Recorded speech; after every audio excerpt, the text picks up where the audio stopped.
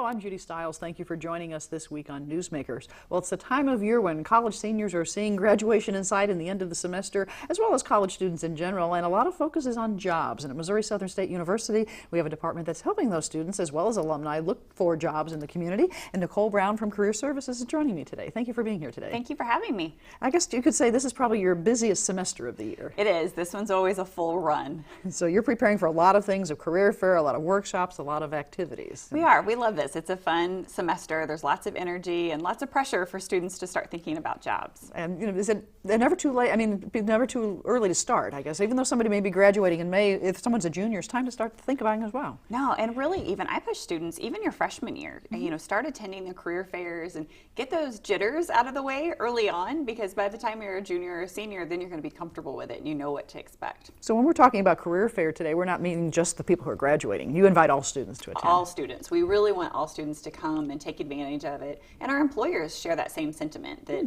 they like to hear what students are up to, what their future goals are, and they really are kind of your ally. They want to help you to be successful in that. So start building those relationships early. Think of it as a networking opportunity, even if you're not in the job market. And, many times we see students that go with no intention of looking for a job, and they end up with a part-time job or some kind of opportunity they had no idea was even out there. So if it's a field they're interested in, maybe even job shadowing, finding out a little bit more about there, maybe a major they're thinking about and tying together. Well, the career fair itself is April 8th. Yes, we have over 100 employers there that are planning to attend, and registration is still open, so we anticipate hitting above that mark. So if somebody's watching with a company, they're still welcome to call you. Oh, absolutely. Please call us. We'd love to have you. And this is a great way to come and recruit for not only those full-time jobs, but those part-time jobs, internships, and even volunteer opportunities. That we have nonprofits that come to share that information with students, because a lot of times they're just not aware of what's out there. Now, if someone is going on to, say, graduate school, do you have opportunities for them to find out about those opportunities? We do. We have several graduate schools that will be there as well. I know it's at Leggett and Platt, so you have a big facility to house all these 100 vendors. We do. We have a great facility, and we have lots of room for them to be able to spread out and bring in their display. And it's always impressive to see what employers bring out there. So let's help people visualize. You'll have all the displays with representation from each company. They'll have a display board explaining what they do and kind of a chance to find out what. Each of the vendors will bring out a display, and a great tip for people that are interested in attending is to visit the Career Services website. We have a list that's is updated on the minute. Right. As soon as an employer is registered, then it updates the list, and it's a great way for them to kind of build a list and know who to be looking out for there. Okay. But each of the employers do bring in their display and usually have some giveaway items, but really it's information about their company and to share what kind of positions they have open right now and things that they're forecasting that they're going to have open. Great. So it may not be we have the job now, but this is what we usually look at for hiring people as they Yes. look. So the career fair, students can expect that opportunity for a lot of networking. They get to meet the people from companies they've just heard about. Yeah, and that's something that a lot of students kind of forget about, is that in this job market, most of the time you're going to be applying digitally. You don't get the opportunity to walk in and hand somebody a resume anymore. And the career fair is really that opportunity to make that personal connection and ask questions and really get some advice from those employers. And like I said, after that career fair, you really don't get that opportunity until the next one rolls around. A year later when the next one comes. Yes. So opportunity to learn a lot. What about from the employer's perspective? You have 100 people who are interested enough to say, we're going to take part of our day to come here. Our employers are really passionate about helping our students. That I feel very lucky that I get to work with them. That I think a lot of times students are a little afraid of the career fair and think that they're all there to judge them and pass judgment. But really, all of those employers are there because that they're passionate about students. That they are there to kind of look for those hidden gems and look for students that are going to be a good fit with their company. So we're really lucky that our career fairs are attended by people that are really passionate and want to help our students to succeed. Now, I know we have a wide variety of majors at Missouri Southern, a wide variety of employers representing those different majors? It is, and an interesting question we get every year is that we usually get a request, usually afterwards, that people will say, I wish you would list all the majors that each employer hires. And, a lot of people forget that just take healthcare, for example. In the healthcare industry, they're not just hiring doctors and nurses, they're hiring in everything in that infrastructure. And so, we want students and even our alumni to go in with an open mind and go talk to those employers and see what kind of positions they're hiring for. Because usually people forget that they think that, well, it's a tech company, they're only going to be hiring programmers. But they probably have an HR department too, and they have, a PR and marketing department. And so within all of those usually most large companies have just about all of our majors represented within that. So don't pass it over just because you think that's not. I'm not a nurse major, I'm not going to talk to them, but they might have some opportunities there. Yes, Right. and that's, that's a really common kind of mistake for our students. So like I said, I always encourage them, even though it'll take time, go through and, at least talk to 20 to 30 employers, and even ones you've never heard of before, just walk up, shake their hand, ask about their company, and ask what kind of positions they hire for. So at least you're learning from that experience. Yes. So it starts at 10 o'clock in the morning? It does. It starts at 10 o'clock in the morning, and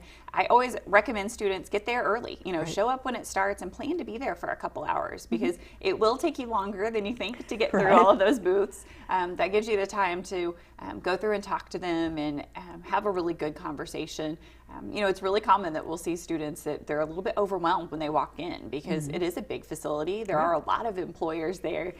So kind of be prepared for that. Be prepared that your nerves are going to get a little bit rattled, and give yourself that extra time. That if you're time crunched when you go already, then you're going to have even more pressure on yourself. Nervous, so much more, right. Now, will you have like a floor plan or a map for them to find out where people are at? We do. We have a program that we number all of them, and then we have some maps out and around so that they can navigate and find those.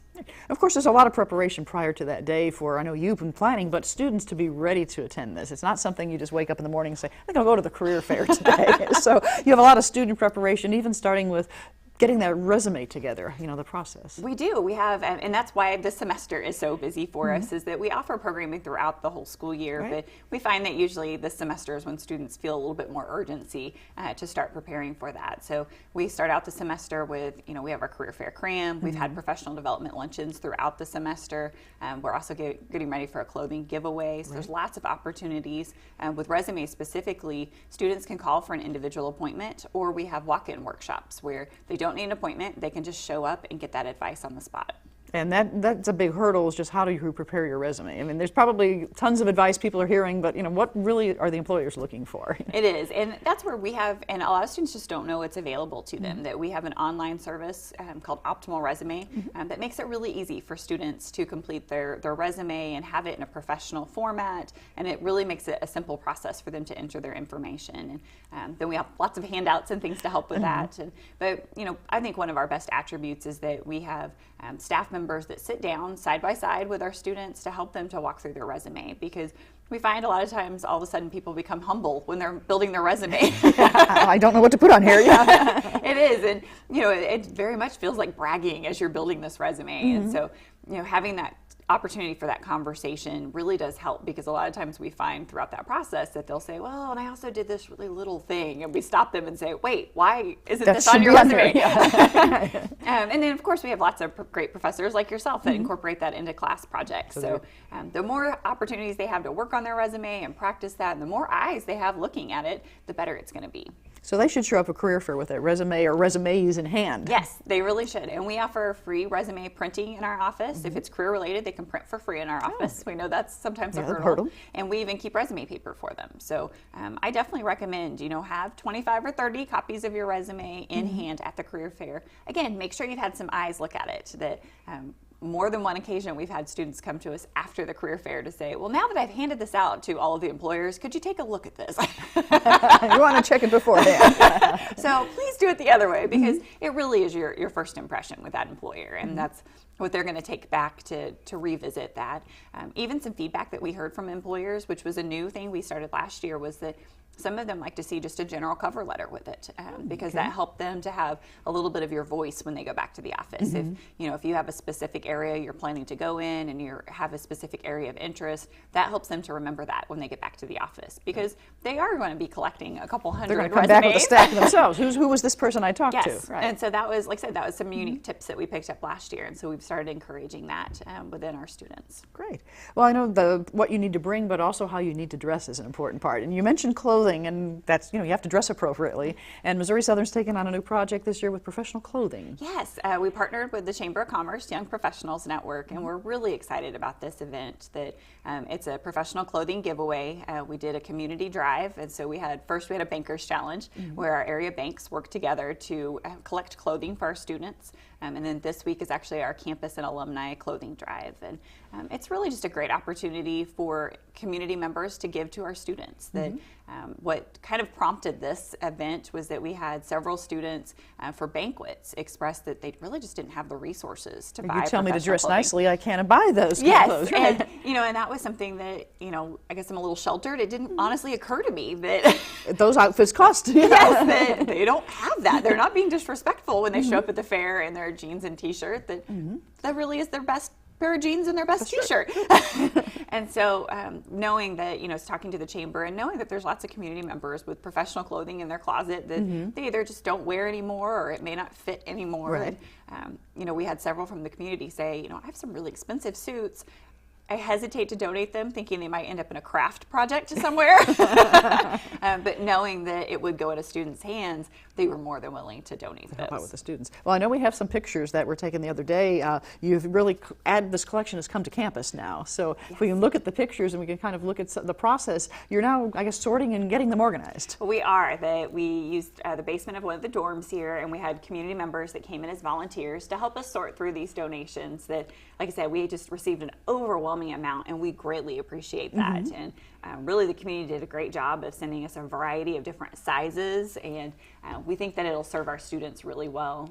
We have a lot of men's and women's clothing, everything from full suits to shirts. And it looks like they're getting these clothing items ready for presentation or wearing. I mean, they're not just rumpled up in a bag, tossed. You're getting them hanging and sorted. Yes, and that's a process all in itself. Is just getting it sorted by size and sorted by color and styles and things like that. Even I think there's some photos here of volunteers that were helping to iron and steam things, because those are all parts of the process you don't really think about. Right. That you can have the nice clothes, but you have to look nice in those clothes. Yes. And tying them there, we have a young man doing some ironing. Yes. Right? So, like I said, we greatly appreciate those volunteers that came in to make this event possible, because we know this is really going to have a great impact on our students. So we're really pleased with the turnout from the community in providing these clothes. So that gives the students an opportunity. It looks like you say male, female, all size ranges. Yeah, we really do. We have everything from size 0 in women's to 3 and 4X in women's, and kind of the same on the men's side. So, which I was really happy with, because I've been involved with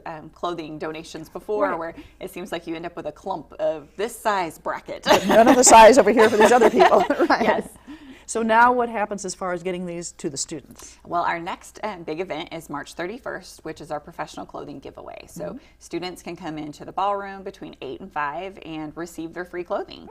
Okay. So just show your student ID, or do you have to be a senior? Does it matter? No, it doesn't matter. So just show up with your student ID, and we're going to have community members there to help people select those professional clothing outfits. Right. Because we realize if you've never had a suit before, or especially for men, slacks are sized very differently than your jeans you're yes, wearing every day. the jeans, and they're supposed to fit very differently. And so we have some great community members that are passionate about helping students to be successful, that have donated their time to come in and help with that selection process. We even have dressing rooms set up so that students will be able to try things on then. And our goal is for every student to get an interview outfit. Great. So, if you need that suit jacket, and this is your chance to get that, to really tie the whole outfit together, basically. And we really hope that students don't let pride get in the way on this, that, this isn't a handout. This is truly a partnership and a hand across the table, because we want our students to be prepared, and we know that this can be a hurdle. And like I said, this is our community members,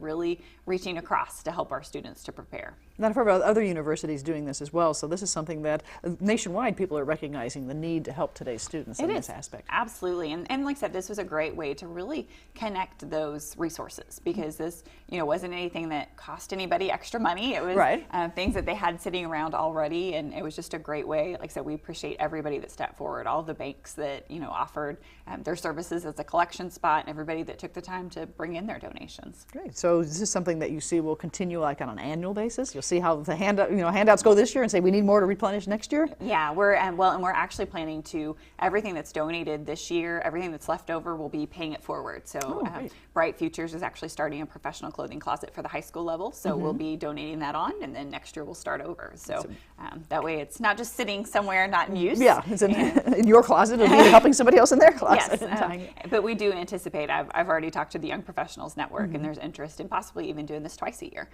because recognizing that people clean out their closets in the fall and spring. Right, both seasons. Yes, so that we may end up doing this twice a year. course, pending students come to take advantage of it, Right. because that's always the big So that's the challenge. most important message now is let the students come and Yes, come to please see- show up. get these clothes. Well, as well as, dressing right and having the right materials, you have the question sometimes of how do you behave etiquette-wise? And I know you have programs that help even that with preparation. We do. We have an etiquette dinner that is a lot of fun. I always tell students this isn't what you think of the etiquette dinner where you're going to get slapped on the knuckles for Keep your tea the proper way. Yes. Yeah. This is we have two community members. Cameo Harrington is actually one of our alums that comes in to do this, and Valerie Searcy they're both from Choice Marketing. They volunteer their time to come in and lead this, and they really make it a fun experience. And it's a great way for our students to know which fork to use and what the proper etiquette is with it. And because we're seeing more and more employers incorporate a lunch or something like that into the interview process. And unfortunately, a lot of times our students will say, I did my interview and then it was over and they took me for a free food. But they didn't realize you were still part of that interview process and that free food. Yes, and so we want them to prepare and want them to know, and just so that really, they're comfortable in that environment. Right. Because when you have those skill sets already, you're not freaked out about. Right, you're not how worrying, am I supposed going to get this fork? And you're not paying attention to what they're saying. So that happens before the fair. I noticed this says April 6th you'll have that. Yes. So, now, is that something people need to make reservations for? How do you handle that? Yes, they need to call and make their reservation, and it is free for our students, and also students, our alumni, and also our faculty and staff can attend that for free. Guests, it is $10 per person. So, and it's a great meal. It's like I said, it's a great opportunity to hear that advice and really learn from that. And we hope that individuals take advantage of that. And that'll be in the evening in the ballroom. You'll Yes. have the large facility for Yeah. having that, tying that together. I'm looking at the list of different things you have to help prepare. You also have a career fair cram. It says involves, critiquing those letters and resumes and maybe mock interviews. Yes, the Career Fair Cram's a lot of fun.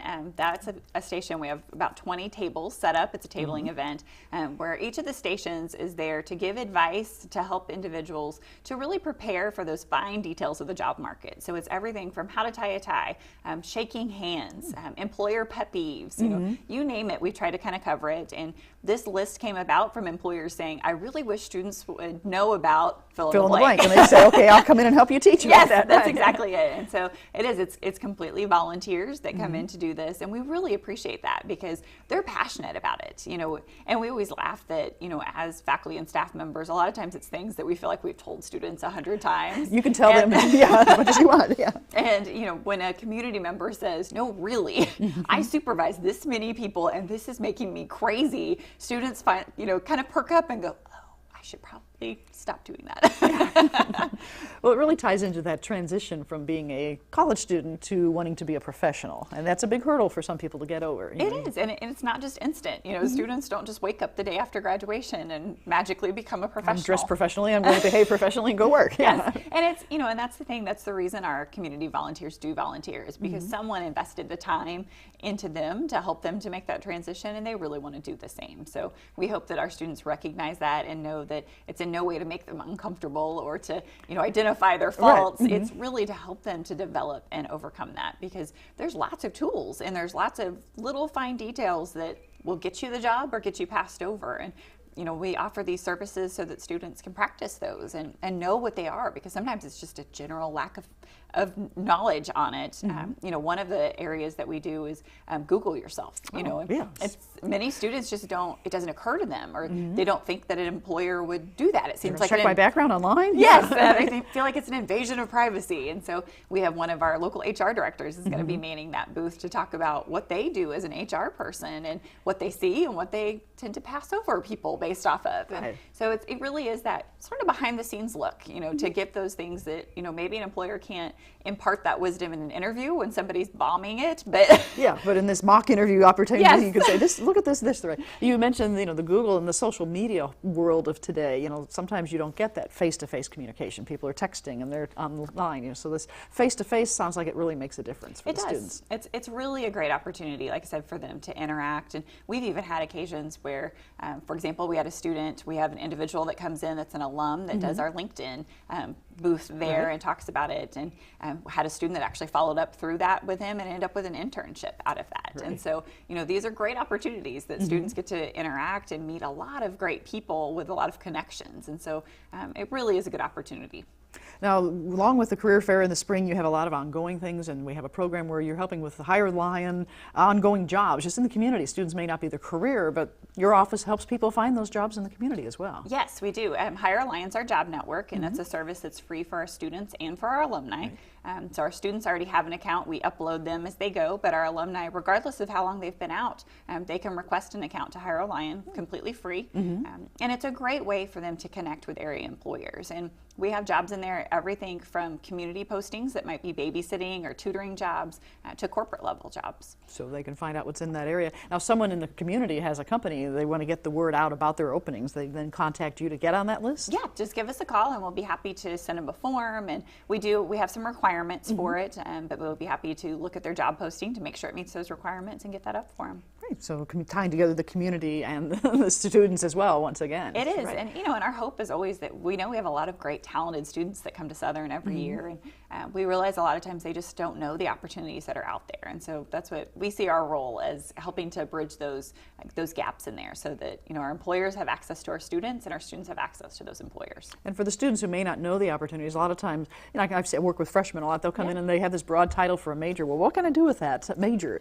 Then you help them with trying to determine their areas of interest or job shadowing. What is it really like in this field? Yeah, it really is. And that's, even those part-time jobs and job shadowing are great opportunities for students to get, kind of a real world experience in that career path. And so I always tell students, look at that and take that seriously, and we're happy to. Job shadowing is something that has really become more popular in the last year, that's an opportunity for students to go spend, an hour up to a full day with an organization to see firsthand what it's like to work in that field. And I always joke with students and say, that generally has one of two results: that they either come back screaming, I never want to do that and I need to change my major, or I love it, I can't wait to get out in this field. So, but as I always tell them, that there's incredible value in both of those. Right. It's good to know now while you're a student if you don't want that major. Yes, you definitely don't want that in your first week in a job. Right. Okay, I've got to go back to school because I really don't like what I did for 4 years. And it's great. We have people in the community that are more than happy to help them with those job shadowing opportunities. So we have an application that students fill out in our office,